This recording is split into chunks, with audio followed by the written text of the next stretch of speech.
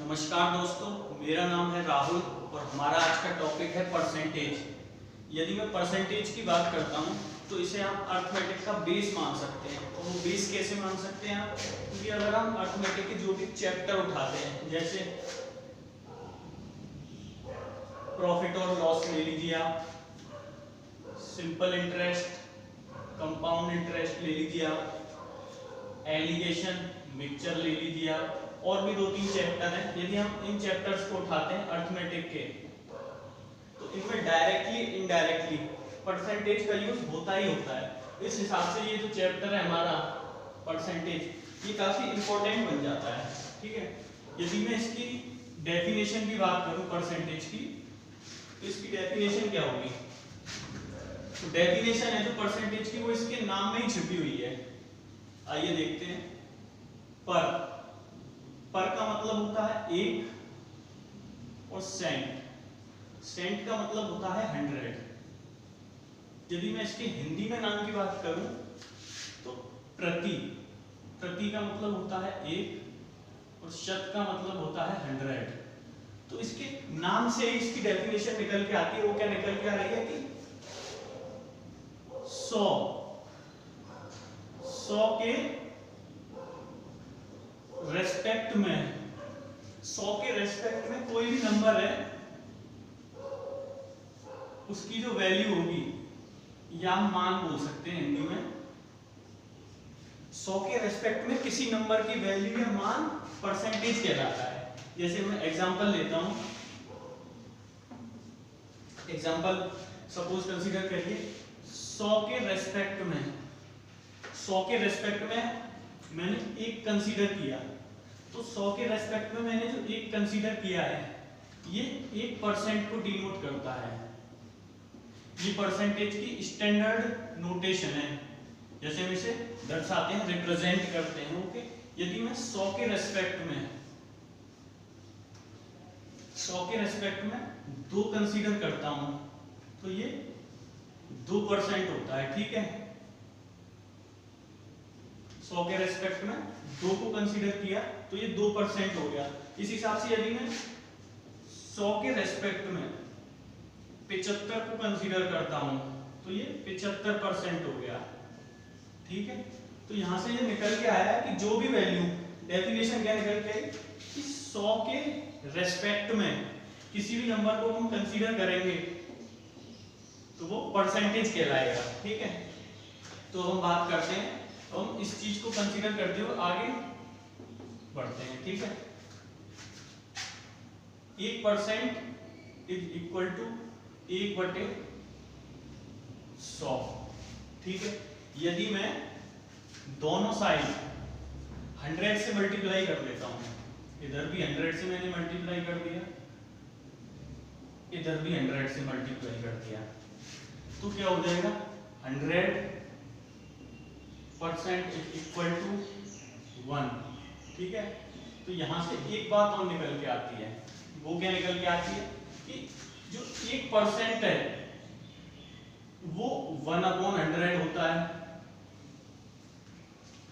और 100% है वो 1 यूनिट के बराबर होता है। यूनिट बोल लीजिए आप या रेशियो बोल लीजिए, मतलब 100% अपने आप में एक कंप्लीट वैल्यू है। ठीक है, तो आगे बढ़ेंगे।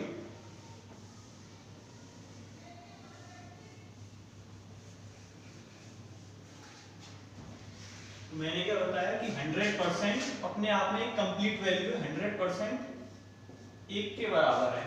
तो मैं यहां पे देखता हूं कि 1 रेशियो इज इक्वल टू 100%। ठीक है, यदि मैं इस 1 को 2 से डिवाइड कर देता हूं दोनों साइड, तो ये 50% बन जाता है। फर्दर और आगे, यदि मैं इसी 1 को 3 से डिवाइड कर देता हूं, तो ये 33 सही 1/3% बन जाता है। मतलब इसे अगर हम डेसिमल में लिखना चाहें तो 33.33%। यदि मैं 1 को 4 से डिवाइड कर दूं तो 25%, ऐसे ही 1 को 5 से कर दूं तो 20%। यदि मैं 1 को 6 से डिवाइड कर देता हूं, ध्यान से देखना, यही सारा खेल है। अगर आपने ये वैल्यूज याद कर ली जो मैं बता रहा हूं, तो इसी से हम आगे परसेंटेज की और भी वैल्यूज निकाल सकते हैं। 16 सही 2/3% आएगा ये, ठीक है। 16 सही 2/3% में पॉइंट में लिखता हूं तो 66% हो जाता है। ये पॉइंट में होता है। कभी कभी एग्जाम में ये वैल्यू न देके हमसे ये वैल्यू लिख दी जाती है, तो हम कभी कभी कंफ्यूज हो जाते हैं। इसलिए हमें दोनों वैल्यू पता होना बहुत जरूरी है। यदि मैं 7 से डिवाइड कर देता हूं तो आ जाता है 14 सही 2/7%। ये होता है 14.28%, ठीक है। यदि मैं 8 से कर दूं फर्दर तो 12.5% हो जाता है। इसे आप करके देख सकते हैं डिवाइड, वो कोई दिक्कत नहीं है। मुझे याद है तो मैंने इसलिए डायरेक्ट लिख दी है। यदि मैं 9 से डिवाइड करता हूँ तो 11 सही 1/9%। ये हो जाता है 11.11%, ठीक है। यदि एक और लिख देता हूँ कि 11 से डिवाइड कर देता हूँ तो 9 सही 1/11 दैट इज इक्वल टू 9.09%, ठीक है। ये कुछ हमारी बेसिक वैल्यूज हैं जिनका हम इस्तेमाल कर परसेंटेज में बहुत बारीकी से करते हैं। हर एक चीज में परसेंटेज में, हर एक क्वेश्चन में यही चीजें आपको यूज करनी है। तो परसेंटेज चैप्टर को पढ़ने के लिए आपको ये जो वैल्यूज है कुछ बेसिक, ये आपको पता होना बहुत जरूरी है। और दो चीजें और जो आपको पता होना बहुत जरूरी है, इन्हीं दो चीजों का यूज करते हुए हम परसेंटेज टॉपिक को आगे पढ़ेंगे और हमारा जो बेस है अर्थमेटिक का वो मजबूत होगा। यदि हमारा यही चैप्टर हल्का रह जाता है तो हमें आगे वाले चैप्टरों में आने वाले में बहुत दिक्कत होती है। तो अगला जो चीज है जो हमें इस टॉपिक में पता होना चाहिए वो है परसेंटेज को फ्रैक्शन में कन्वर्ट करना और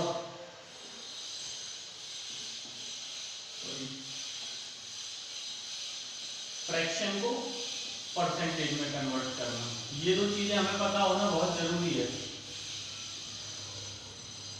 इसी का यूज करते हम आगे क्वेश्चन करेंगे।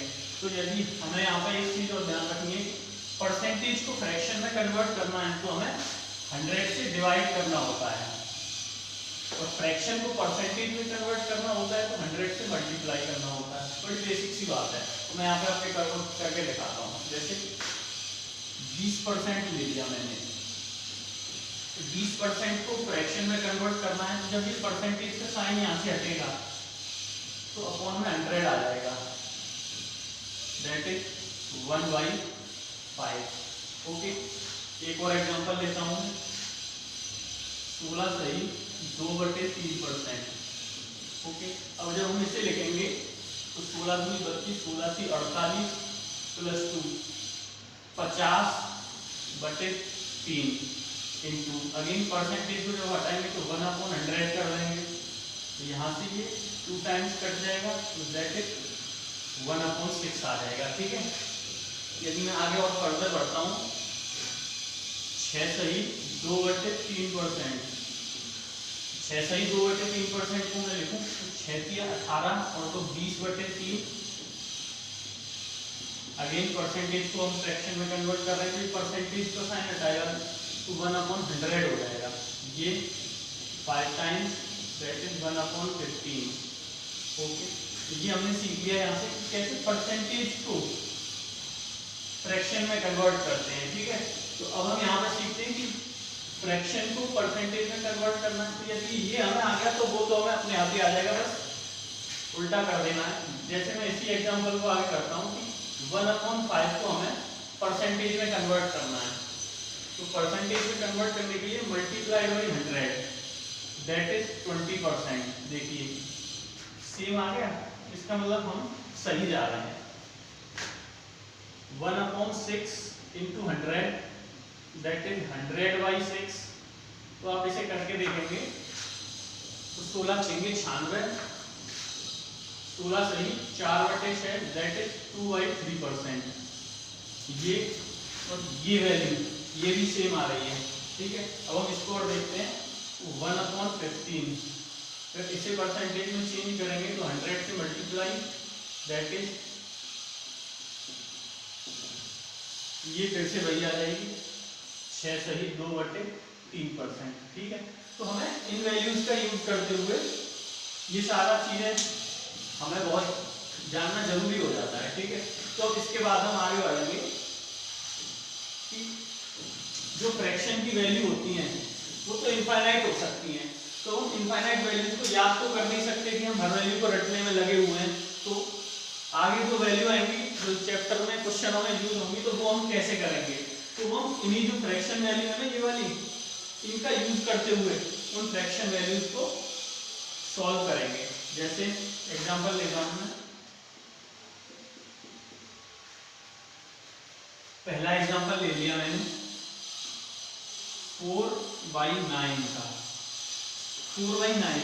तो अब यहाँ पे हमें एक चीज देखनी होती है कि हमने 4/9 को पढ़ा नहीं है कहीं टेबल में, तो 4/9 के लिए हम देखते हैं तो डिनोमिनेटर की जो वैल्यू होती है 9 that is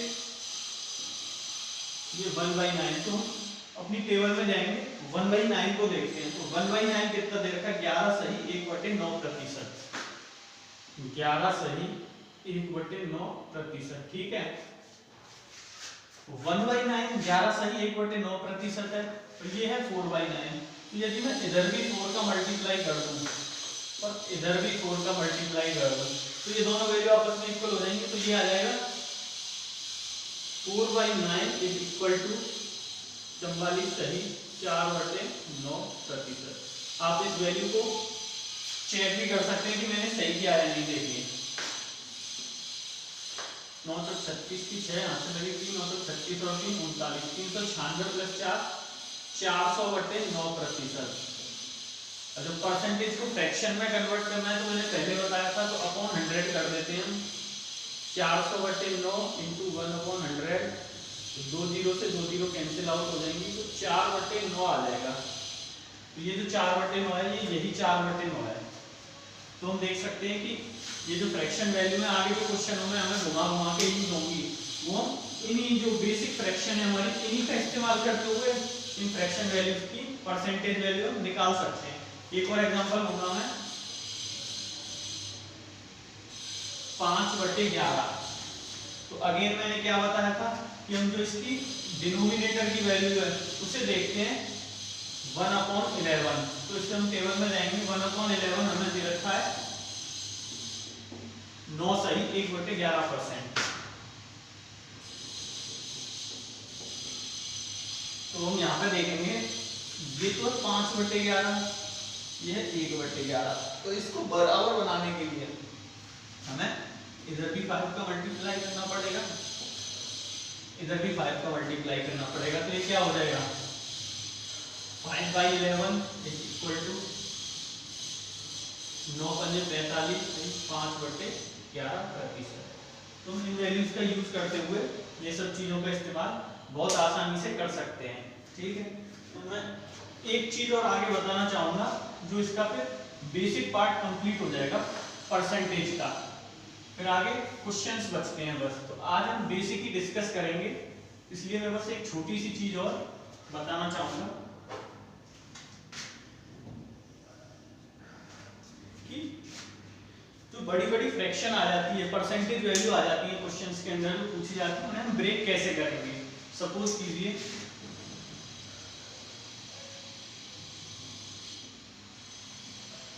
how to break percentage, how to break percentage. Okay, तो हमारे पास जैसे पहली वैल्यू आई 106 सही 2/3%, ये वैल्यू आ गई। अब हमें इसे पहले ब्रेक करना पड़ेगा, फिर हम इसे फ्रैक्शन में लिख पाएंगे, डायरेक्ट नहीं लिख पाएंगे हम इसे। तो हमने इसे ब्रेक किया 106 सही 2/3%, तो हम ब्रेक कैसे करेंगे। सबसे पहले हम देखेंगे 100%,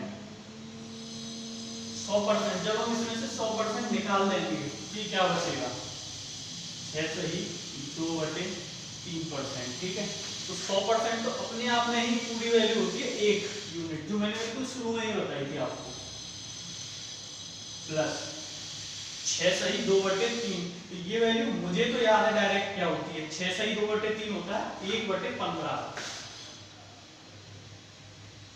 तो ये वैल्यू आ जाएगी 16/15। इस वैल्यू को मैं डायरेक्ट भी निकाल सकता हूं, क्योंकि मेरी प्रैक्टिस इतनी है कि मैं डायरेक्ट निकाल सकता हूं। आपको ये थोड़ा मैं निकाल के बता देता हूं कैसे आया। 6 सही 2/3, 6 तिया 18 और 2 20/3। परसेंटेज को फ्रैक्शन में कन्वर्ट करेंगे 1/100, दैट इज 1/15। तो ये डायरेक्ट, जब आपकी प्रैक्टिस अच्छी हो जाएगी, आपको वैल्यूज याद हो जाएंगी, तो आप इन चीजों को डायरेक्ट भी कर सकते हो 1/15। एक और एग्जांपल लेता हूं मैं, जैसे 157 सही 1/7%।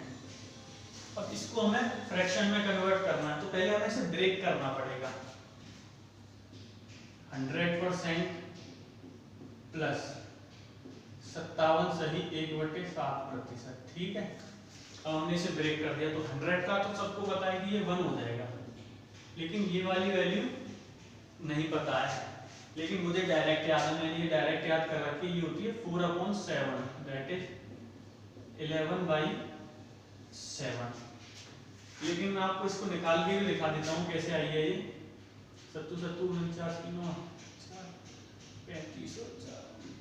399 प्लस 1 400/7%।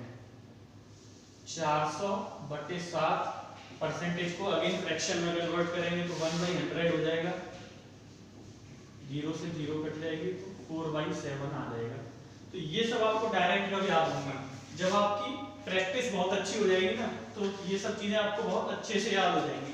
तो मैं इसमें आपको एक थोड़ा सा अलग टाइप और क्यों इसे फ्रैक्शन में ना देके थोड़ा सा डेसिमल में दे दे। सपोज कीजिए 255.55%। ये वैल्यूज पेपर में डायरेक्ट नहीं पूछी जाती है, ये क्वेश्चंस के अंदर डाली जाती हैं। तो कभी कभी ऐसी वैल्यूज देख के थोड़ा सा घबरा जाते हैं, परंतु होता कुछ नहीं है, हमें बस ब्रेक करना आना चाहिए। तो हम इसे कैसे ब्रेक करेंगे, 200% प्लस 55.55%। ठीक है, तो 200% तो हम जानते हैं जब 100% 1 के बराबर होता है, मैंने स्टार्टिंग में ही बताया था, अपना अपने आप में एक कंप्लीट वैल्यू है, अपने आप को पूरा मानता है 1 यूनिट। तो 200% तो सीधा सीधा 2 हो जाएगा। 55.55% हम कहां से देंगे, कोई नया लड़का होगा वो तो घबरा जाएगा, पर जिसने बेसिक फ्रैक्शन याद कर रखी होगी तो उसे थोड़ा सा याद आएगा कि 1/9 इज इक्वल टू 11.1111 होता है। ठीक है, तो उसके दिमाग में ये चीज तुरंत स्ट्राइक करेगी और वो इसी चीज का इस्तेमाल करेगा कि जब हम यहाँ पे 5 का मल्टीप्लाई इधर कर देते हैं और 5 का इधर कर देते हैं तो क्या आ जाएगा, 5/9 इज इक्वल टू 55.55 आ जाएगा। तो ये वही चीज है, दैट इज 5/9, 9 दूनी 18, 23/9 आ गया। तो दोस्तों ये था परसेंटेज का एकदम बेसिक, जो बेसिक होता है ना परसेंटेज का, फिर ये आपका क्लियर है।